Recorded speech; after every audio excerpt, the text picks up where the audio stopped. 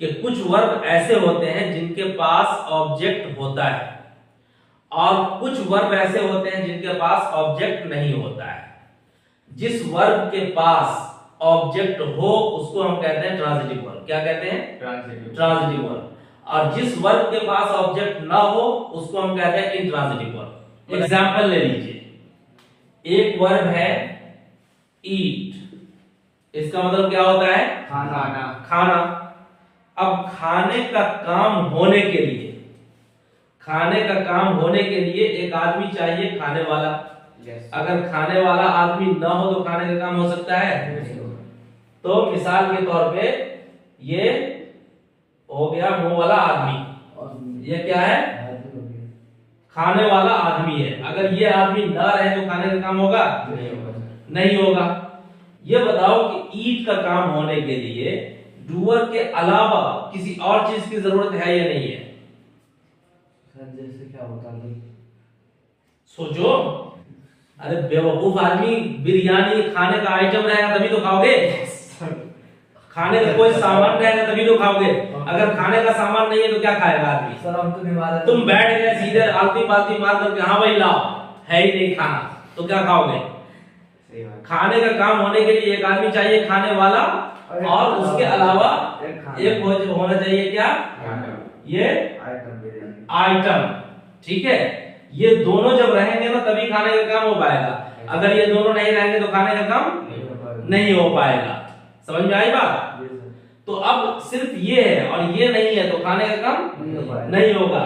इस काम को होने के लिए इसका भी होना जरूरी है, इसका भी काम होना जरूरी है। अब ये चाहे बिरयानी हो, चाहे दाल हो, चाहे चावल हो, रोटी हो, बिस्किट हो, कुछ नहीं हो तो अम्मी का डंडा, लाख, अब्बा का जूता, अम्मी का झाड़ू, कुछ भी।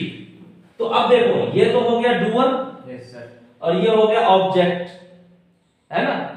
तो अब ये बताओ कि इस ऑब्जेक्ट के बगैर ये काम हो पाएगा? नहीं हो पाएगा। तो इस काम के लिए ऑब्जेक्ट का होना जरूरी है। ऑब्जेक्ट का होना जरूरी है तो ये ट्रांजिटिव हो गया या इंट्रांजिटिव हो गया? ट्रांजिटिव हो गया। ये काम जो है ईट का काम ऑब्जेक्ट के बगैर नहीं हो पाएगा। उसी तरीके से एक लफ्ज है बीट। ठीक है, बीट का मतलब पीटना। पीटने के लिए एक आदमी चाहिए, पीटने वाला डूअर। इसके अलावा किसी और की जरूरत है? जो पिटाई खाने वाला।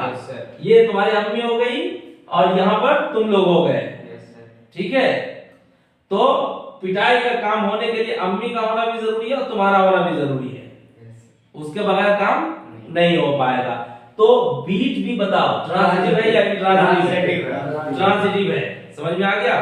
उसी तरीके से सी एक वर्ब क्या है? सी। इसका मतलब क्या होता है? देखना। अब देखने के लिए एक आदमी चाहिए, देखने वाला डूअर। इसके अलावा किसी और चीज की जरूरत है? जिसको देख रहे हैं, कोई चीज जिसको हम देख रहे हैं या कोई आदमी है, दृश्य मंजर कुछ ना कुछ होना चाहिए ना जिसको हम देखेंगे। तो सी भी बताओ ट्रांजिटिव है या इंट्रांजिटिव? ट्रांजिटिव वर्ब है। बहुत अच्छी बात है। ट्रांजिटिव वर्ब समझ में आ गया? अब देखो एक वर्ब है लाफ, LAUGH। लाफ के माने हंसना। हंसने का काम होने के लिए एक आदमी जो चाहिए, हंसने वाला डूअर, उसके बगैर काम नहीं हो पाएगा। बताओ इस आदमी के अलावा किसी और आदमी या चीज की जरूरत है लाफ को? हमने कोई चीज देखी है, कोई चीज याद आ गया, अकेले बैठे हुए हैं, कोई दोस्त नहीं है, है?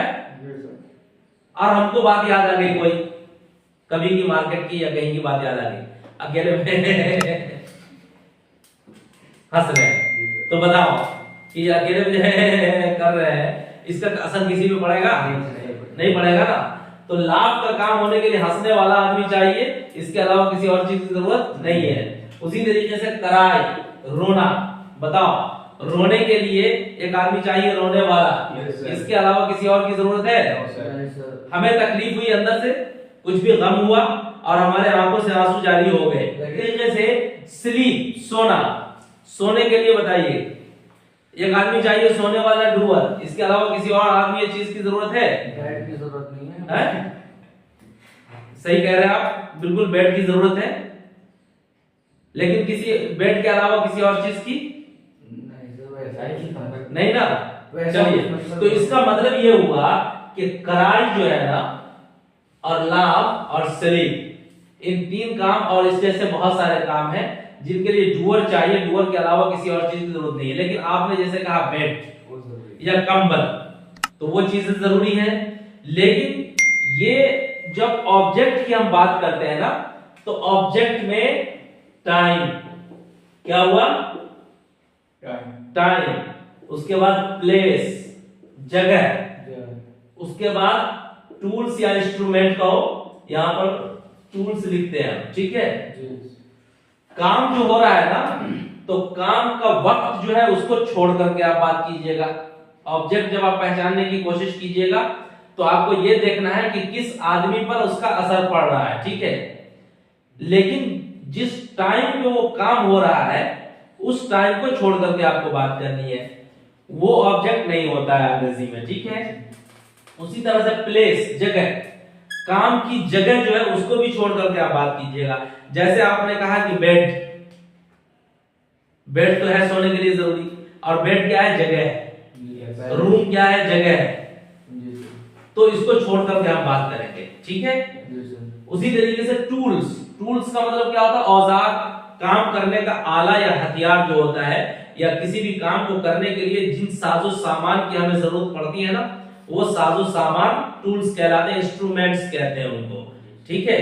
इनको भी छोड़ करके बात कीजिएगा। सोने के लिए चादर, ब्लैंकेट और गद्दे की जरूरत है, मिसाल के तौर पर। ये सारी चीजें क्या है, काम का आला है, काम का टूल्स है, इंस्ट्रूमेंट्स है, समझ में आ गई बात। तो इन 3 चीजों को छोड़ करके आप बात कीजिएगा जब आप कोशिश कीजिएगा ऑब्जेक्ट को पहचानने की। ये तीनों चीजें अलग अलग हैं, इनके बारे में हम बाद में बात करेंगे इंशाल्लाह। समझ में आ गया। अरबी अगर आप लोगों ने पढ़ी हो तो अरबी में आप लोगों ने पढ़ा होगा मफऊल होता है, तो मफऊल की कई किस्में होती है। एक होती है मफऊल बिही, तो जो असल में मफऊल बिही है ना, वही क्या है, ऑब्जेक्ट होता है। असल में मफऊल बिही ऑब्जेक्ट होता है। ये मफऊल फी ज़र्फ़ मकान ज़मान है, ज़र्फ़ मकान है। उसी तरीके मफऊल लहू होता है, मफऊल माअू होता है। तो उन तमाम चीजों को हम अंग्रेजी में ऑब्जेक्ट नहीं मानते, अरबी में उनका नाम होता है मफऊल। लेकिन असल में जो मफऊल है वो मफऊल बिही है, जो अंग्रेजी का ऑब्जेक्ट होता है। क्लियर हो गया, कोई दिक्कत तो नहीं है। तो अब देखिए आपको ये बात समझ में आ गई कि कुछ वर्ब होते हैं ट्रांजिटिव, कुछ वर्ब होते हैं इंट्रांजिटिव, ठीक है। ट्रांजिटिव वर्ब वो होता है जिनको ऑब्जेक्ट की जरूरत होती है, इंट्रांजिटिव वर्ब वो होता है जिनको ऑब्जेक्ट की जरूरत नहीं होती।